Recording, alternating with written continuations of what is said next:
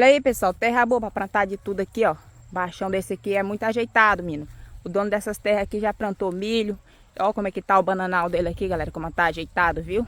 Você tá doido, menino, ó. Dá até vontade de comprar uma chacrinha num pedaço desse aqui, gente, ó, num lugar desse aqui, ó. Viu? Pessoal, faz um barraquinho desse aqui, faz suas plantações, negócio por aqui é ajeitado demais, ó. Plantação de cana aqui, ó. Baixão de terra preta, meu amigo. Terra preta é bom demais pra tudo, ó. Como é que tá a macaxeirinha? É isso aí, menino. Meu amigo, quem tem uma chacrinha dessa aqui, galera, não passa fome não. Olha aí o pezinho de açaí aqui, ó. Viu? Olha aí, ó. Esse aqui chegando na feira, meu amigo, vende igual água. Não dá pra quem quer, ó. Macaxeira dessa aqui, ó. É isso aí, menino, ó. Cabra aqui é duro, tá fazendo até o barraco dele aqui, gente. Já tirou até as palhas. Vai cobrir aí um barraquinho dele aí. Dá pra passar um bom tempo, né, pessoal? Show, meu filho, é show demais. Sossegado, ó. E esse pezão de